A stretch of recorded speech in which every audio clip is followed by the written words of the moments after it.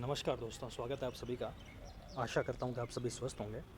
तो आज हम जिस चैप्टर के ऊपर बात करने वाले हैं वो है जो हमारे माध्यमिक शिक्षा बोर्ड है उसमें 2025 का ड्राइंग का सिलेबस, जिसमें हम देखेंगे कि हमारे प्रायोगिक और सैद्धांतिक यानी कि प्रैक्टिकल और थ्योरेटिकल पार्ट क्या रहेगा। और इस वीडियो में हम देखेंगे जो थ्योरी है वो जो पेपर आएगा वो कितने नंबर का होगा, कौन सा चैप्टर किस नंबर से आएगा और किस तरह से उसका सेटअप रहेगा, उसके बारे में हम थोड़ी सी जानकारी लेंगे। तो आप देखें कि जो आपके जो सैद्धांतिक है उसके अंदर ये 3 घंटे और 15 मिनट का एग्ज़ाम होगा जो कि 24 नंबर्स कैरी करेगा। उसके अंदर जो 6 नंबर हैं यानी कि 6 नंबर हैं वो आपके 17 अंक रहेंगे, तो ये टोटल हो जाता है 30। इसी के साथ जो प्रायोगिक है वो 25 जो आपका एक प्रैक्टिकल होगा, 25 आपका दूसरा प्रैक्टिकल होगा और 20 नंबर आपके सबमिशन वर्क के होंगे। ये इक्वल हो जाता है 70। तो 30 + 70 = 100। तो यह आपके 100 नंबर का जो है पूरा सेटअप रहेगा। इसी के अंदर जो शतरांक है उसका मतलब ये होता है जैसे अदर सब्जेक्ट के अंदर 20 नंबर स्कूल की तरफ से जाते हैं, वही ड्राइंग के अंदर 6 नंबर स्कूल की तरफ से जाते हैं। 24 का एग्ज़ाम होता है जिसमें से अगर हम पासिंग मार्क्स की बात करें तो कम से कम आपको 14 नंबर लाने बहुत अनिवार्य हो जाता है। और इसके अंदर अगर हम चैप्टर की बात करें तो चैप्टर देखिए, जो आपके फर्स्ट चैप्टर है वो आएगा आपके पांडुलिपि चित्रकला का, यानी कि जो मैन्युस्क्रिप्ट पेंटिंग ट्रेडिशन है उसके बारे में। ये कैरी करता है 2 नंबर।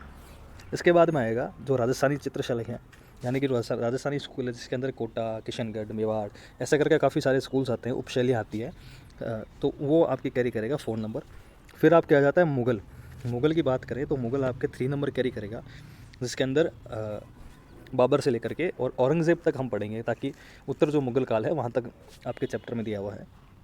फिर आपके आ जाएगा दक्षिण शैली, जो दक्षिण में जो शैली डेवलप हुई उसके बारे में, जिसमें गोलकुंडा, बीजापुर, अहमदनगर ऐसे करके आएगा, वो हम पढ़ेंगे। वो आएगा आपके 3 नंबर का। फिर आपके आ जाएगी पहाड़ी। पहाड़ी के अंदर जो गुलेर है, कांगड़ा है, बसोली है, उनके बारे में हम पढ़ेंगे और देखेंगे कि वहाँ की कैरेक्टरिस्टिक्स क्या थी, विशेषताएँ क्या थी, और उन सभी का हम अध्ययन करेंगे। फिर आपके आ जाता है बंगाल स्कूल। बंगाल स्कूल का मतलब ये है जिसके अंदर आपके अवनींद्र नाथ और ई.वी. हैवल, नंदलाल बोस ऐसे करके जो ऐसे कलाकार जिन्होंने पाश्चात्य, क्योंकि इस समय पे क्या हुआ था कि पाश्चात्य जो उसका प्रभाव था, वेस्टर्न कल्चर का जो प्रभाव हुआ था एजुकेशन के ऊपर, उसके अंदर जो ड्राइंग थी हमारी उसके अंदर जो वेस्टर्न एजुकेशन ये डालने लगे थे, मॉडल बिठा के बनाना, पर्टिकुलर जो व्यक्तिवादी कला है उसके ऊपर आ गए थे। तो कहीं ना कहीं हमारी जो भारतीय जो कला थी वो पीछे हट रही थी। तो उसी को वापस करने के लिए इन्होंने कुछ आंदोलन किए जिनको हम पुनर्जागरण काल भी कहते हैं। इसका मतलब होता है कि वापस लोगों को अपनी चीज़ की तरफ जागृत करना, उसी के बारे में हम पढ़ेंगे। ये कैरी करता है 2 पॉइंट। पहाड़ी शैली जो है वो 2.5 करेगी और ये जो बंगाली स्कूल है वो 3। तो ये रहेगा इनके मार्क्स का। फिर आपके आता है आधुनिक भारतीय कला। देखिए जो आधुनिक भारतीय कला है उसके अंदर ऐसे कलाकार जिन्होंने खुद की शैली को बनाया या फिर जिन्होंने अपने एक अलग तकनीक के माध्यम से काम किया, जिनकी आधुनिक जो ट्रेडिशन रहा उसके बारे में हम जानेंगे। फिर आपके आ जाता है भारत की जो जीवित कलाएं हैं, यानी कि जो लिविंग ट्रेडिशन अभी हैं, जैसे वर्ली हो गया, फोक आर्ट्स जितनी भी हैं, जो उनके बारे में हम बात करेंगे। ये आपके कैरी करेगा 2.5 और जो आधुनिक वाला चैप्टर है वो आपके करेगा 4 नंबर का। तो ये आपके बेसिकली थ्योरी का जो पार्ट रहेगा। इसी में अगर हम आगे देखें तो ये जो पांडुलिपि चित्रकला है उसके बारे में बताया गया है इस चैप्टर के अंदर क्या है। वैसे राजस्थानी चित्रशैली के अंदर बताया गया है कि इसके अंदर कैसे मालवा, मेवाड़, बूंदी, कोटा, बीकानेर, किशनगढ़, जोधपुर और जयपुर। फिर इसके अंदर देखिए जो आपके चैप्टर्स हैं उनके अंदर आपको पर्टिकुलर पेंटिंग्स भी दे रखी हैं, जिसके अंदर पेंटिंग्स का डिटेल्स होंगी, पेंटिंग्स की किसने बनाई, कब बनाई, क्या मटेरियल उसके अंदर यूज़ हुआ है, कौन से मीडियम में वो बनी है, क्या टेक्निक रही है, उसी से संबंधित आपके एग्ज़ाम में क्वेश्चन भी पूछे जाते हैं। तो हमें इन सभी का भी 1 बाय 1 अध्ययन करना है। ऐसे ही करके आपके जो मुग़ल शैली है, जो दक्षिण शैली है जिसके अंदर अहमदनगर, बीजापुर, गोलकुंडा, फिर आपके आ जाएगी पहाड़ी शैली, बसोली, गुलेर, कांगड़ा। फिर आपके आ जाएगा जो इनके अंदर जो इम्पोर्टेंट पेंटिंग्स हैं उसके बारे में। फिर जैसे बंगाल स्कूल है तो राजा रवि वर्मा, अवनींद्र नाथ, ई.वी. हैवल, शांति निकेतन के बारे में। इसी के अंदर आपके नंदलाल बोस आ जाएंगे, विनोद बिहारी मुखर्जी आ जाएंगे। ऐसे करके कुछ कलाकारों के बारे में थोड़ी थोड़ी डिटेल्स भी इसके अंदर दे रखी हैं, जिससे कि हम उनको समझें और ये देखें कि कैसे कला का जो विकास है वो चलता रहा, कला को किस किस फेज़ से गुजरना पड़ा, कैसे कलाकारों ने कला को जीवित रखा। ये सारी चीज़ें हम इससे जानेंगे और कला का क्या योगदान रहा है हमारे भारत में, उसके बारे में भी हम इसके अंदर अध्ययन करेंगे। फिर जैसे आपके आ जाता है कि आधुनिक जो कला है उसके बारे में, उसमें भी आपके जो भारत की आधुनिक विचारधारा है, जो राजनीतिक कला है, कुछ ग्रुप्स बने आर्टिस्टों के, उन ग्रुप के बारे में।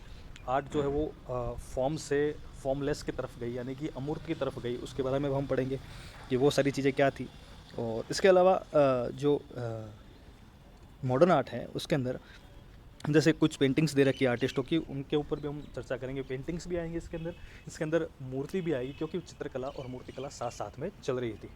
तो ये हमें थोड़ा सा अध्ययन इसको करना पड़ेगा। ये था आपके सिलेबस। और थोड़ा सा एक बार नीचे हम और चलते हैं तो आपके जो भारत की जो जीवित कला परंपरा है उसके बारे में बात करें, जैसे मिथिला चित्रकला है, वर्ली है, गौड़ चित्रकला है, पिथौरा है, पटचित्र है, राजस्थान की जो फड़ कला है, मूर्तिकला की बात करें जो डोकरा मूर्तिकला है या टेराकोटा है, उसके बारे में हम जानेंगे कि कैसे वो जो कलाएँ हैं, जो हमारे लोक कलाएँ हैं, वो किस तरह से भारत की एक समृद्ध कला के रूप में है, और इन्हीं का अध्ययन हम इसके अंदर करेंगे। तो मैं आशा करता हूँ कि आपको यहाँ तक समझ आया होगा, और आपके जो प्रैक्टिकल है उसकी चर्चा हम नेक्स्ट वीडियो में करेंगे। यहाँ पे सिर्फ थ्योरी की थी, तो इसका जो एग्ज़ाम है वो आपके मार्च में होगा। तो इसलिए सिलेबस को, किसी भी एग्ज़ाम को क्रैक करने से पहले, किसी भी एग्ज़ाम को देने से पहले सिलेबस को अच्छी तरह से एनालाइज कर लेना चाहिए, ताकि उससे क्या है कि हमें आइडिया हो जाता है कि किस तरह से एग्ज़ाम में क्या क्या चीज़ें हमारे हैं इंक्लूडेड हैं। तो आपके इसमें जो बुक लगेगी वो लगेगी भारतीय कला का परिचय भाग 2, ठीक है। उसी के अंदर ये सारे चैप्टर्स होंगे जिनको हम 1 बाय 1 करके पढ़ेंगे। Thank you.